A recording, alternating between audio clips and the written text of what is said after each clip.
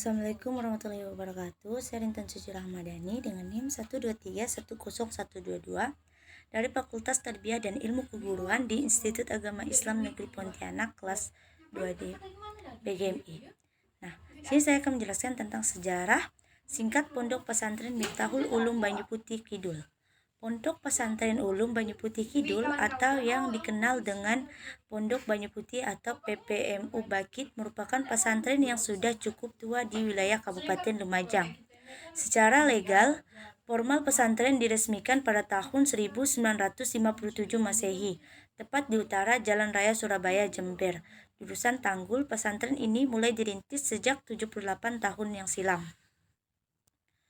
Pesantren ini bermula dari sebuah majelis taklim yang dirintis oleh Kiai Haji Sirajuddin bin Nasruddin bin Isbat, pengasuh Pondok Pesantren Miftahul Ulum Betet, Pamangkasan, Madura. Pembentukan majelis taklim tersebut berawal dari sebuah keprihatinan salah seorang alumni pesantren Betet yang juga santri Kiai Haji Sirajuddin, yaitu Kiai Jainal Abidin Haral, yang melihat kondisi tatanan sosial dan budaya masyarakat Desa Banyu Putih Kidul yang sangat jauh dari nilai-nilai ajaran Islam, budaya amoral, komunisme, tindak kriminal, serta berbagai tindak kejahatan telah menyelimuti dan memberi warna kelabu di Banyu Putih saat itu. Kiai yang lebih akrab dengan sebutan Kiai Haral ini adalah seorang tunanetra yang terkenal kaya raya dengan sawah ladang yang sangat luas. Namun demikian, beliau adalah orang sangat dermawan dan zuhud. Melihat kondisi masyarakat di atas, Kiai Haral yang pernah menyantri di Pondok Pesantren Miftahul Ulum Betet, Pamangkasan, Madura, mempunyai keinginan untuk mendirikan majelis taklim atau tempat pendidikan dalam rangka membina moral dan akhlak masyarakat sekitar yang sangat jauh dari norma-norma ajaran Islam. Untuk mewujudkan keinginan mulia tersebut, Kiai Haral kemudian meminta pendapat, nasihat, dan bantuan kepada salah satu ulama yang juga guru beliau sendiri, yaitu RK Haji Sirajuddin bin Nasruddin bin Isbat. Pada mulanya, Kiai Haral tidak langsung mengutarakan akan keinginannya dalam mendirikan tempat pendidikan.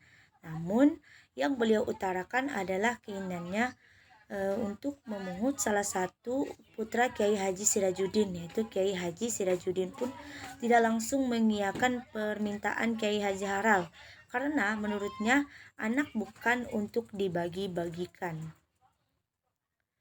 Merasa tersentuh akan pengakuan Kiai Haji Haral yang tidak memiliki keturunan, Kiai Haji Sirajuddin akhirnya melepaskan Kiai Zuhri untuk dijadikan anak angkat Kiai Haji Haral yang pada waktu itu masih menyantri di Pondok Pesantren Sidogiri, Pasuruan, Jawa Timur. Merasa bahagia dengan semua itu, Kiai Haji Haral sangat menyambut kebahagiaan dan bersedia untuk mengurus semua kebutuhan Kiai Zuhri, mulai pada waktu nyantri hingga beliau melangsungkan resepsi. Menurut beberapa catatan, hal ini terjadi sekitar tahun 1932 Masehi sampai 1354 Hijriah, 13 tahun sebelum Indonesia merdeka. Sejak itulah RK Haji Sirajuddin mulai membuka babak baru di Desa Banyu Putih Kidul. Konon, tanah yang sekarang menjadi lokasi pesantren sekarang ini dipenuhi jin-jin dan roh-roh jahat. Bahkan lokasi yang menjadikan pesantren ini berada di lingkungan warga brutal tak bermoral. Masih suka dengan hal-hal jelek, desa itu marak dengan pertengkaran dengan celurit atau caro, salah ucap nyawa taruhannya. Beliau memulai kegiatan dakwahnya dengan melakukan pendekatan dengan beberapa tokoh dan masyarakat sekitar.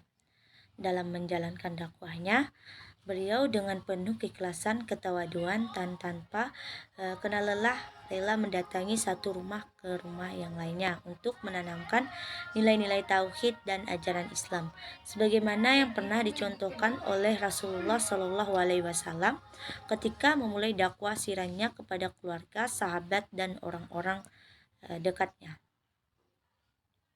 Sekitar tahun 1940 Masehi, Majelis Taklim baru bisa didirikan setelah melakukan akulturasi dengan masyarakat setempat. Majelis Taklim ini diawali dengan pemberian pemahaman ajaran Islam dan amalan praktis sehari-hari. Al-Amal Al-Yaumiyah. Beberapa tahun kemudian, sekitar tahun 1944 Masehi, RK Haji Sirajuddin dan Kiai Haral serta dibantu oleh masyarakat sekitar berhasil membangun sebuah masjid sebagai sarana ibadah. Hari demi hari, fungsi masjid pun kian berkembang, bukan sekedar tempat ibadah, tapi juga sebagai sarana pendidikan, tempat memberi maujah hasanah dan pengajian. Masyarakat pun mulai banyak berdatangan untuk belajar ilmu agama. Untuk itulah beberapa tahun kemudian pembangunan pun dilanjutkan dengan pendirian Madrasah Diniyah sebagai lembaga pendidikan agama Islam. Berkat perjuangan Kiai Haral dan RK Haji Sirajuddin ini, masyarakat kian hari semakin banyak yang bersimpati. Tak hanya masyarakat sekitar dari wilayah luar Lumajang pun mulai berdatangan untuk menuntut ilmu agama di Banyu Putih, sehingga karena rumahnya yang jauh, ada santri yang ingin menetap di pondok madrasah. Konon santri angkatan pertama yang menetap di pondok madrasah saat itu hanya 4 orang.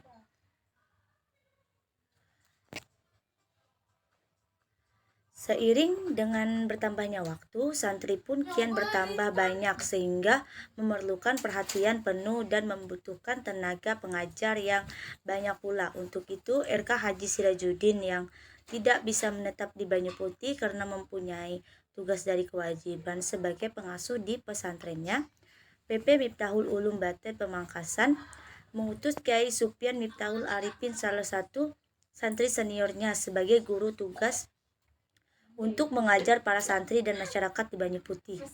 Setelah menyelesaikan tugasnya, Kiai Supyan menetap di Situbondo, tempatnya di Desa Seletreng, dan merintis pesantrennya sendiri di sana, Pondok Pesantren Sumber Bunga. Setelah itu, Kiai Supyan diganti dengan guru tugas berikutnya yang juga santri senior RK Haji Sirajuddin, yaitu Kiai Sun Haji.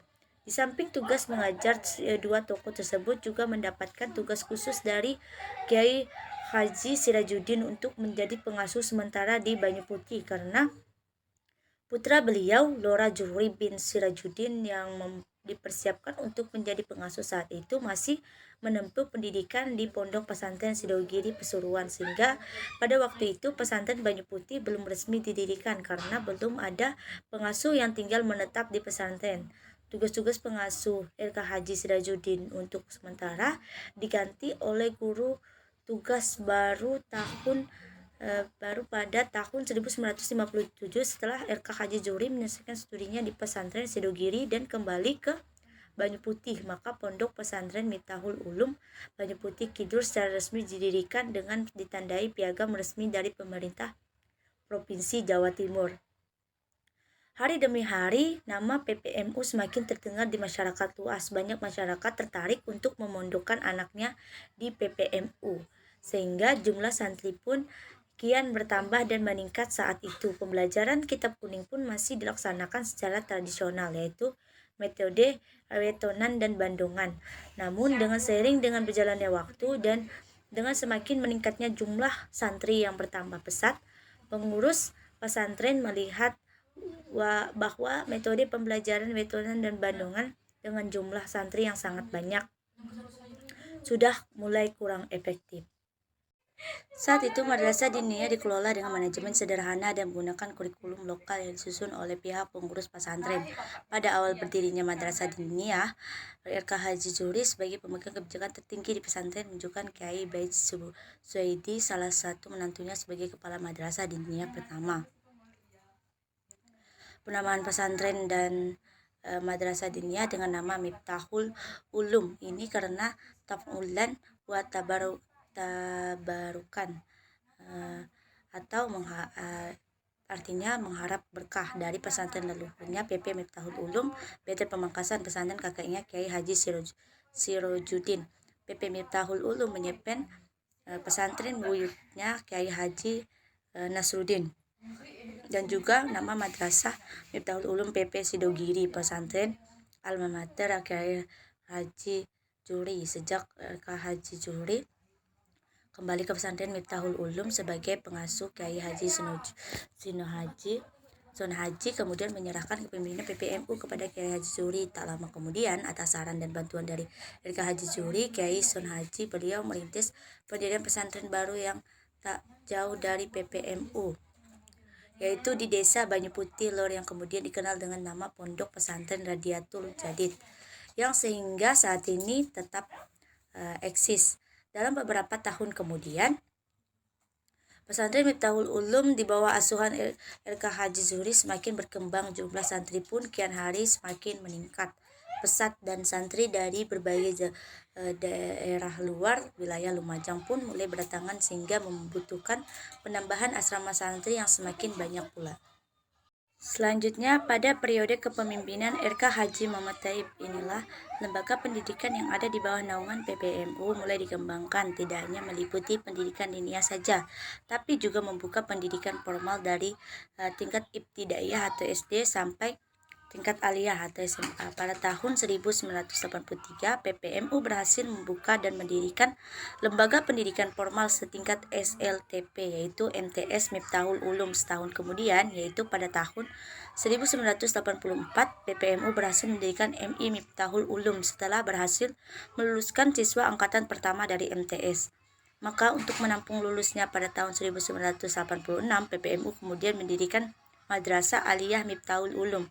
Keberhasilan Kiai Thaib dalam mengembangkan lembaga pendidikan di pesantren Miftahul Ulum juga dibantu oleh Kiai Haji Baits Suwaidi, menantu kedua Kiai Haji Zuhri, suami dari Nyai Hajah Romla Zuhri.